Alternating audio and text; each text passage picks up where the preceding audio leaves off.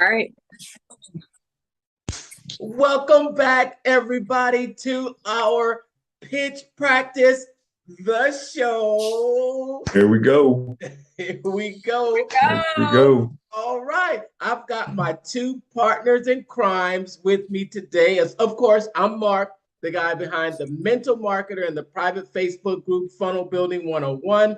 We're helping business owners and entrepreneurs grow and monetize their business using social media. And then we have BKX. Yep, BKX Squared Marketing here, bringing at you the ability to get found by repairing your digital foundation and fixing those leaky marketing pipes. I love it. I love it. And Inky. Then we got it right here.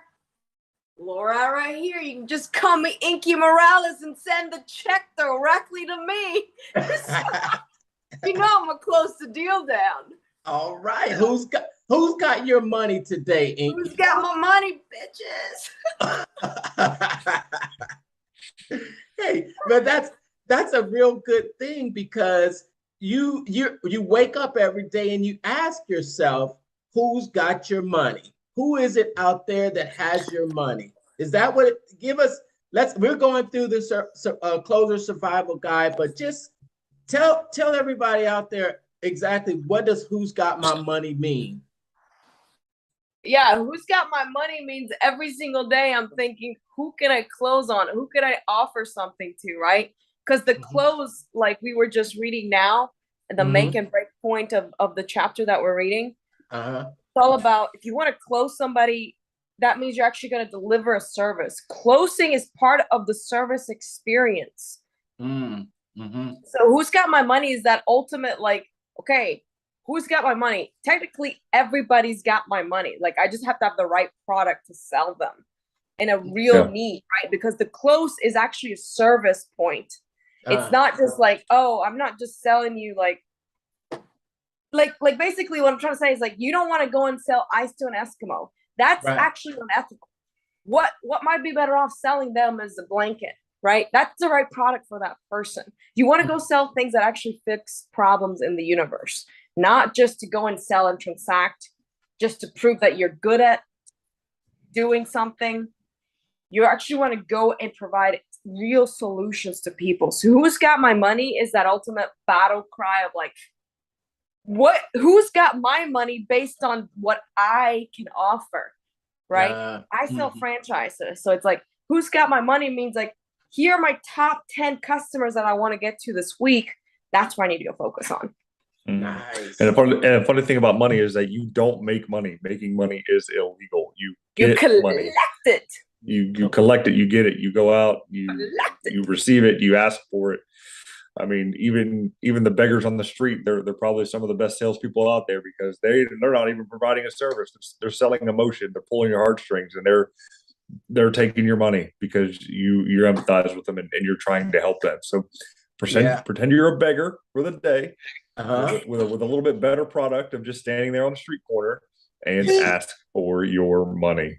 Yes, I think about when I was a young Cub Scout, and we would get these fundraisers and we would sell these whatever cookies or whatever it was of the month, right? Popcorn. Yeah. Your sales pitch was not about the popcorn. No, it was about your purpose. It was about your mission. But you still have to have a product in between you and the problem, right? Because now it's like, hey, what was the pitch? Give it to us. Give us the pitch. We might buy some popcorn from you. Yeah, but it's interesting how your pitch changes from a Cub Scout to being adult, and you want to talk about products and services and PDFs and worksheets and all this other stuff, right? When you break it down, and I love how you put that, it's a sales is part of the service. I think some people think that it stops at the sale, but that's a service. That's a great mind shift or a mindset to have. 100%. Yeah, and the pitch for the Cub Scouts, my boys just did a popcorn sale. Was, would you like to help support the Scouts and our military veterans? And it asked, well, how can I do that? And we'll buy some popcorn or make a donation. So it's all about the ask. All about the ask, and what's the purpose for it. That's a valuable lesson that we can learn in our closings. Right. So this chapter, the make it or break it point. You want to summarize this chapter for us, Laura? Sure. So Brandon, I know you kind of read over this a little better than I did, but the number one thing about this chapter was, well, yeah, everything closing is a service and should be taught as a service, right? As you're aiding someone in making a decision. And also you need to understand there are many kinds of riches. Well, money's only one of them. In this book, we're talking about you, not just liking sales or enjoying sales, but being paid extremely well because you have the unique talent of closing the deal. So the make or break point is that actually, like, I'm gonna follow through and close the deal, right? And you have to understand too that most deals are only closed when the salesperson closes the deal, not because someone likes you, your company, your ideas, or even your presentation. Right? They have to, somebody could be the perfect fit and still not pull the trigger. You have to follow through with the sales, not just the pitch and the presentation, but the follow through of, like, are you interested? Would you consider this? Like, then you need to understand what the buyer's needs are, what problems they're trying to solve. So then you can find ways to get them to say yes, right? Yes. And kids are the best closers Yeah. In life. 100%. I mean, they're so persistent in what they want. They're adamant that, I want these Legos. I want these Legos. I want these Legos. I want these Legos. That's what I want. Give me these Legos, Daddy. I want this. Give me that. I want it. Give it to me. They're persistent, and to the incessant point, it's like, fine, I'll get it to you, just so you just leave me alone, right? And it happens all the time. I mean, think about it. Sometimes you're stronger than them and say, all right, no, you're not getting it because, right? But still, they're insistent with it, and they know, if you're going through life and they ask you the questions like, "Did you do anything today? Did you get the deal today?" Like they're not asking you if you sold anything; they're asking if you closed someone. Oh, absolutely. It's interesting. You talked about something about people, what people are buying. We're fresh off of being out at Funnel Hacking Live, and you got all these presentations still in the front of mind, and the one presentation that stuck out to me, and you can probably elaborate on this, Brandon, was when he got up there and talked about how people are buying happiness. How people buy happiness, and the example that they gave were about the most famous meal that kids want to get when they go out to buy something. And it's McDonald's Happy Meal, but they don't get the Happy Meal because they like the burger or the fries. Why do they get it? They buy it for the premium, and we can get into that in maybe another episode on what a premium is. But they buy it for the toy, right? That's the only reason they buy it, because they know they're going to be happy to get the toy. And seeing it from that lens, like you get it. I mean, and McDonald's has been probably McDonald's is the best company in the world because they do it right. So if you want to model a system, model McDonald's in how you sell, because again, their burgers aren't the best. No, their fries maybe. The fries are. I'm not gonna lie, I love the fries, but it's all bad for you. Don't eat it, okay? But no, I mean, the burgers aren't the great. The fries are better than the competition that's out there. But they sell the happiness and the convenience to you when you were a kid, right?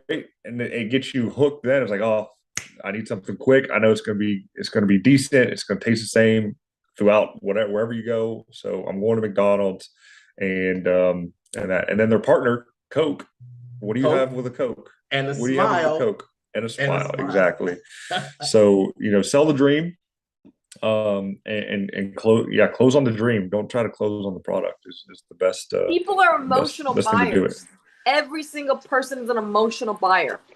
Oh, every single person is an emotional buyer. Nobody is buying based on price. All right, you are, but at some point the big swing comes from like, did this thing make me feel good? Yeah, yeah. And if they buy it based on if they want it, and if you want something, a lot of times price is not the issue. It's not price. It's not price, because we've all gone out there and said, oh, ooh, I want this, and then you make it happen. You make it happen. It's yeah, it's great. Number one of the biggest things I got out of this chapter of the book was that fear of the close. That, you know, at that moment when you're on and you are going back and forth, and it's that point when you as a service person, as the closer, are to ask what goes through your mind right then. Yeah, I mean, you know, I've been in numerous closes. Some more easier than others. I love the easy ones where they just get the numbers and say okay and work it. But yeah, I mean, it is a little bit stressful because you know you want the money. 20% of your sales is the close for 100% of your money. So without that happening, you're leaving empty-handed, broke, dejected, and it's more emotionally draining to be rejected than it is to be accepted. So, you know, getting in that space to where you know you're going to be accepted and get that money, then that's the mind space you got to have going into the deal. You experienced that, Laura? Yeah, having like fear towards getting the close. Yeah, I mean, I think we all have to, because it's a stage in your sales career, right? It's a stage in the person's sales career. That's why you train. Dude, it's like, I don't want to show up to these things with fear anymore. I want to show up and I'm ready to knock it down. I'm ready to shut it down. I'm getting that ink. I'm not leaving until there's ink on this paper. You know, you got to come in with those like ideas that you're going to be able to do it. But all that only comes with training and with training and doing, right? Because absolutely. You know, and it's so crazy because every time somebody has an objection, like example, I was at a dinner. I have a bunch of franchises here, and there's a bunch of leadership training with our corporate markets this week, and 3 of our franchises are here. And you know, one of the franchises, one of the owners, his wife is here. And you know me, right? I'm like, hey, you know, so good to finally meet you. Like, super excited. I'd love to show you the office. And then she's like, I don't want to see the office. And then, right, that was dinner number 1, right? I looked with her last night, and I was like, it's so good to get to see you. Like, you know, definitely. And then she like came up to me and was like, she like hugged me, and then I was like, well, what time are you leaving tomorrow? Because I know she's leaving before everybody else. I was like, well, if you still want to go see the office, right? I picked it up again, right? Hey, if you still want to go see the office, just let me know. And she said, you know, I think I really do. I want to go see it. So guess who's gonna go see the office today at 9 o'clock, right? So I think something that that Grant always says too, and I don't think it's in this book. I don't know if it's in this book or not, but he always says, ask one more time, because sometimes the number one thing people are saying are complaints. She's thinking like, I don't want to go to your fucking office at 8 in the morning. Girl, I'm trying to sleep. Like, I'm retired, right? So ask one more time. Her thing was like, we were at dinner, right? They were, you know, drinking. Then she's like, the office? I hadn't been in an office in like 20 years. What am I going to go? My goal was like, hey, you guys are buyers now. You should just come see where the headquarters are, right? I'll give you a tour. Exactly. You know, what you did and what you said is a direct reflection of being practiced. Just for an example, you know, you make it look easy, but that you could have easily, so say someone that hadn't practiced as much, they might have approached her and said, you don't want to go to the office, do you? But no, you didn't say that. You said, are you ready to go to the office? You assumed the close. Always. So you're ready to go to the office, right? Yes. And then last night, I asked her again after I saw her. I was like, well, so good to see you guys again. Like, and I came to sit next to the franchises because those are my customers, right? Mm-hmm. The corporate folks, I'm like, love y'all, but I got customers to handle. Right. You know, right. they're here. I need to, this is my people right here. These are the franchises I'm going to help build, right? And they got referrals. They got, not only that, right? It's an honor and a pleasure to, like, dude, you guys were a win for me. I'm going to make sure you guys get serviced and you guys get whatever you need, right? So it's always that thing of ask one more time. That is like, Brandon and I actually read this book last year. And I think that the biggest thing I got out of it was like, yeah, because Grant mentions every time somebody has an objection, it's just a complaint. People are just freaking complainers. People are like always looking to be like, I ain't doing that. Like, oh, like, because they're thinking about, I don't know what they're thinking about, but just treat every time somebody tells you no as a complaint and then ask again. Sometimes you need 24 hours in between. Sometimes you need a couple hours in between, but just ask again. Yeah. It's just, it is totally, it is really magical. Like, that has been so magical for me to understand that people are just freaking complainers. And I will say, including myself sometimes. So, right? So just ask again. Ask again. Yeah. And the biggest complaint that you're probably gonna get, or at least I know I got when I was selling cars, was like, I can't afford that. I can't afford that payment. So they're not complaining about the car. They want the car. They love the car. Or they love the insurance program or whatever. They're complaining that they don't have enough money. You know, and if you can overcome that objection, that complaint, and teach them how they can get the money, then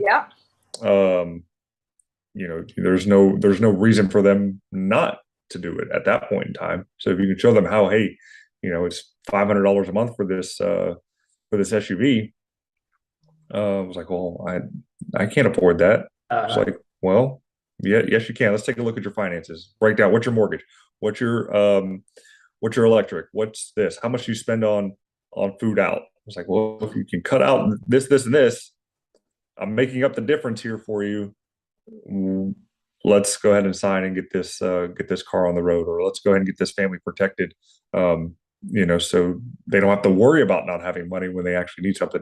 You know, if you're not here, and that's kind of a cold, dark close there. You know, with the insurance side, but I mean that's it in a nutshell. I think that I was closed with a complaint last week because I was eating at this restaurant and I said, wow, this steak is $25. They said, yeah, and it's good too. Ready to get it? Wait, what did they say? Yeah, and it's really the best too. You want to get it? Exactly. You close people with their own objections. Honestly, you need to close people with their own complaints and their own objections. Exactly. That is brilliant. I love that one. Yeah. It's like, and I mean, if that's what the server said, if that's what the server said to you, he agreed with you, disregarded it, told you it was good, for the close, and you said you should get it anyway. That's it. Mark, we gotta know. Did you get the steak? I got it. It was a complaint. Gosh, why is this so expensive? Well, because it's the best steak. I know. I said the same thing. It's pretty expensive. You ready to get it? Hey, dude, like, you know, when you lean in with somebody else's objection of like, I agree, you ready to go, like you're ready to roll. Like, when you just lean into it, you have to give the customer certainty that you were listening, right? But that's just ammunition to like, okay, great, and you're ready to get it, right? So it's just like, anytime somebody has an objection or a complaint, just end. Are you ready to go? Like, are you ready to close? Like, we're ready to go. Are you ready to order it? Or like, I got it ready for you. You ready? You want it? right? So that's actually just ammo that somebody's ready for it, actually. Every time somebody complains about a product or a service, that just means they're ready for it in a way. Yeah, awesome. I tell you, this time just flies by, and we've got. I know. No, I know. We still have a few minutes left, but we have just a few other things that we can talk about in this chapter. Like I think that we should really take those 20 things and just actually turn that into an episode itself. Because all of those, that list we could talk about for at least 30 minutes. And we will next week. This one I love that he used another one of his words. He wordsmithed the word, and I know how Brandon loves how he wordsmiths it, and he wordsmithed the word nice again. You're so nice, Brandon. Yeah. The village I try not to bitch. be. Yeah, that's basically what nice means. Okay, so it's derived from a French word. I'm trying to find it here. There you go. Derived from a French word, which means foolish, simple, silly, ignorant, and not to know. When someone says, "Oh, he's such a nice boy," right? It means. We think it in today's connotation like he does good things, right? But a couple hundred years ago, someone said, "Oh, that's such a nice boy." Depending on the inflection and how they said it, they're calling him simple, silly, foolish, and basically an idiot. So don't be nice, because nice guys, they do finish last, right? In that connotation, and there's even books called "No More Mr. Nice Guy" out there for in the self-development world to nobody likes a nice guy. I hate to say it, but that's it. The big takeaway was quit thinking that nice will get you the clothes, because nice will not get you the clothes. Yeah. And what is it about those relationships too? Because he talked about, okay, we think that there's a thin line between having a relationship and closing the deal. Relationships are very important, but relationship itself will not close the deal. So the best word to change out of your vocabulary from nice would be cordial. Be cordial with people. Do good things by them, and then that builds the relationship to then get the deal. But eliminate the word nice from your vocabulary. Brandon, wordsmith cordial. Give it to us. What's it mean? Pull it up on your phone on your screen. So cordial is just be polite, be accommodating, be giving as much as possible, and then that builds a relationship to get the close. I know cordial is a big word. I don't know the exact definition of it. I don't have time. Dude, I don't even know how to spell it. I spelled corgi. Oh shoot, cordial. Hey Siri, Hey Siri, what's the definition of cordial? Is Siri banned on Facebook? I know Facebook bleeped you out a couple times, Laura, but really? All right, so here's the definition. It's an adjective showing or marked by warm and often hearty friendliness, favor, or approval. Polite, pleasant, and friendly, sincerely or deeply felt, tending to revive, cheer, or invigorate. So yes, be cordial, don't be nice. Be cordial, and don't be nice. Don't be nice. Be a closer. I loved how he said if it was being nice got you the sale, then your family would buy from you. All of your families and friends and your neighbors would buy from you. But you have to get that close. You have to go there. Yeah. Here we are, about 3 minutes left. Let's summarize this up. Well, okay, I'm gonna just, of course, we always love you out there watching. We appreciate you showing the love and support. You support us, and we appreciate that. remember to give us a shout out in the comments, hashtag live if you're watching this live, hashtag replay if you're watching it on the replay. I had some people reach out to me. We talked about this last week about how, you know, they're watching this show, and we see you out there. We appreciate. I want to give a few shout outs. Caleb Christensen, what's up? Thanks for stopping by. Edwin, my man Edwin, what's up, brother? Let's say Victoria, how are you doing out there? Say hi, Laura. What's up? Thanks for watching, guys. Thanks so much to all of you for tuning in and practicing with us. What we really hope is that you are out there practicing as well. You know, Brandon and Laura started this group a couple years ago, and we are, you know, just bringing this to you a little bit more every week. And remember, we stream live on Facebook, no, I'm sorry, not Instagram, but LinkedIn, Twitter, and YouTube. And its live stream is just pretty cool. Brandon?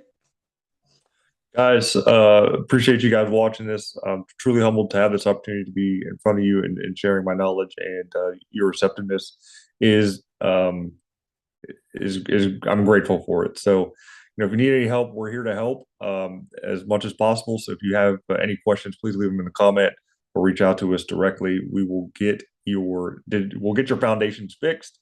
That way you can better the world. And plumbing, yes. Get stiff, the spiffy. Stiffy. Stiffy. You're never gonna let me go on that one. It's so funny. So, hey, Laura with the Spiffy franchise is honored to be training with some of my best friends in the entire world. Something else that's wonderful about this group is, you know, we're constantly going back and forth on LinkedIn, telling each other about each other's wins and working through deals. And then the best part is that this produces results. Yes. This has produced so many results in my life to keep me accountable. When Brandon and I kicked this thing off, you know, I was kind of still, you know, getting better at my sales game. And I feel so much better about every single phone I've ever picked up now, every single objection that comes to me, because I know my brain is powerful with this Grant Cardone stuff. So yes. And we've got a nice accountability group here. And yeah, it's just absolutely awesome. Call the parade, Mark. Call it down tonight. What is it? Order the parade, order the trumpets, and let the band sound. I love that. You will be able to order the parades, the dancing girls, the bands. And when you're able to do that, you will be in position to make your dreams come true and create an entire economy, at least for yourself. Because that means you are closing deals. I love that quote. All right, that's it. Thanks for tuning in. So I hope you guys out there are closing deals. And so long from Texas. Bye from Raleigh, North Carolina. Okay, let's try this again. Go ahead. So goodbye from Texas. See you later from Ohio. Bye-bye from North Carolina. Till next time. Deuce.